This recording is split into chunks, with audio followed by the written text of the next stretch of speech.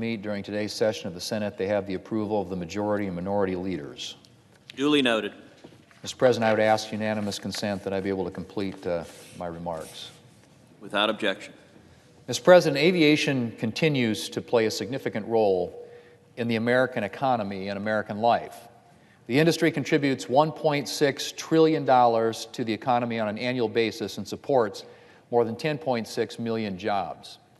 In 2017, 850 million passengers boarded U.S. airline flights for both domestic and international trips. Americans rely on planes to do their jobs, to catch up with far-flung friends, and to take a much-needed break from work, to make it to important family events. Mr. President, every few years, Congress has to pass legislation to reauthorize the Federal Aviation Administration, the government agency responsible for everything from overseeing the safety of the national airspace to providing grants for critical infrastructure needs at airports. And passing that reauthorization bill gives us the opportunity to take a look at the aviation as a whole and to hear from manufacturers, airport administrators, airlines, and the flying public. And that's exactly what we did with the reauthorization bill that is before the Senate today. In the lead up to this bill, we spent months conducting research, holding hearings in the Commerce Committee, which I chair, and listening to the aviation community and to airline passengers. And then we took that information and used it to develop legislation that will strengthen aviation, promote economic growth, enhance transportation safety and security, and improve the flying experience for the public.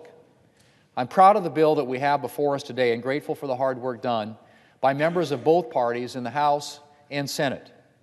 Mr. President, obviously, security is a massive priority for the airline industry and the flying public and for the federal government. Terrorist groups continue to target passenger aircraft and the aviation sector. But security measures, of course, can also lead to frustration.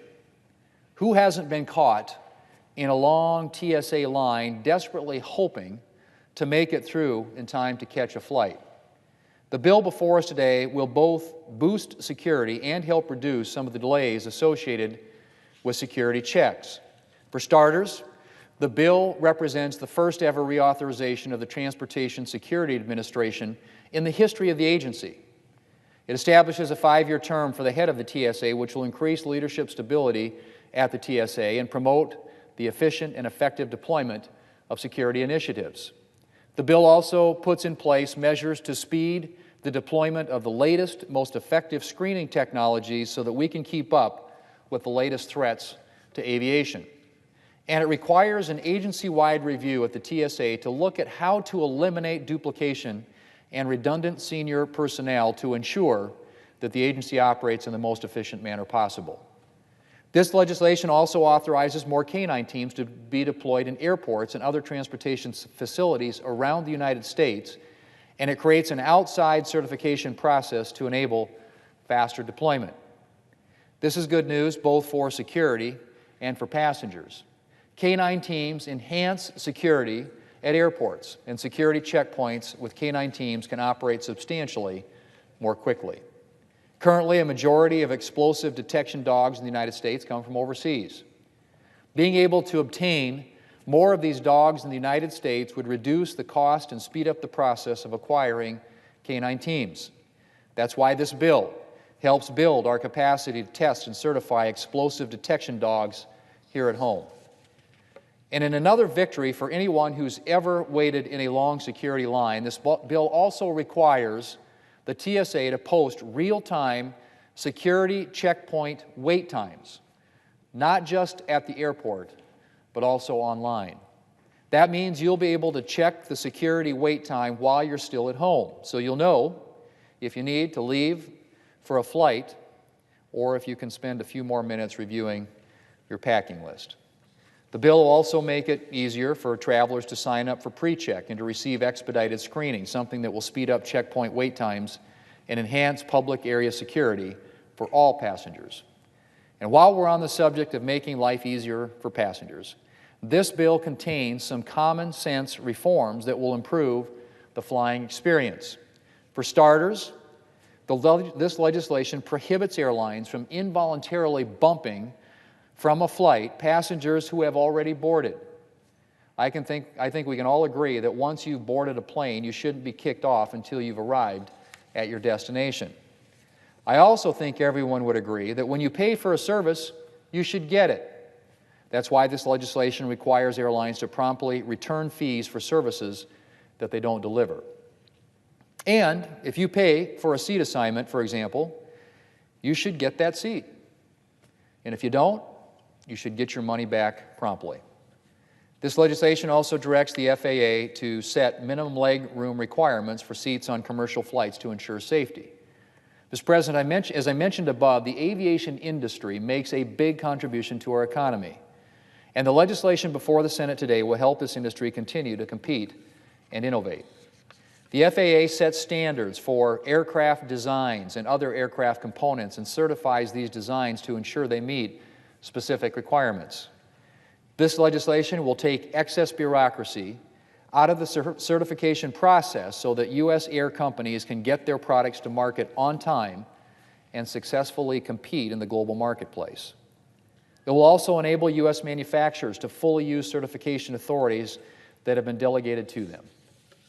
The bill before us today also supports the development of the air-based technologies of the future, including the return of supersonic aircraft and the integration of unmanned aircraft systems, more commonly known as drones, into the national airspace. The bill advances development of low-altitude traffic management services, which are essential as drone use becomes more widespread. It also provides more flexibility to the FAA to approve advanced drone operations like extended flights or flights over crowds of people. And it directs the FAA to authorize operators of small drones to carry packages, meaning that sometime in the near future, your Amazon Prime order could arrive via drone. Mr. President, in the wake of serious accidents on our nation's roads or railroads or in the sky, Congress turns to the National Transportation Safety Board to get the facts and to tell us what went wrong. The legislation before us today will strengthen the National Transportation Safety Board's investigation process and make more information available to the public. It will also expand access to assistance for the families of victims of rail and aviation accidents. Mr. President, there's a lot of other good provisions in this bill as well. Everything from infrastructure investment to upgrades and safety requirements. Mostly unrelated to aviation, this bill also includes critically needed disaster response reforms and a down payment to help communities in the Carolinas recover from Hurricane Florence.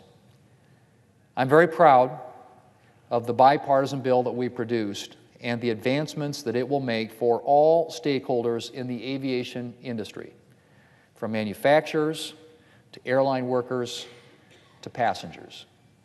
And I want to thank the ranking member, Senator Nelson, and our counterparts on the Transportation Committee and the Homeland Security Committee in the House of Representatives, as well as other Senate committees that contributed to this bipartisan legislation. The members of our committees and their staffs put in a lot of hard work on this bill, and our nation's aviation air transportation system will be safer as a result. I look forward, Mr. President, to casting a vote for this bill and to getting this legislation on the President's desk and signed into law. And I would encourage all of my colleagues here in the Senate to support this legislation when we have the opportunity to vote on it, hopefully later today. Mr. President, I yield the floor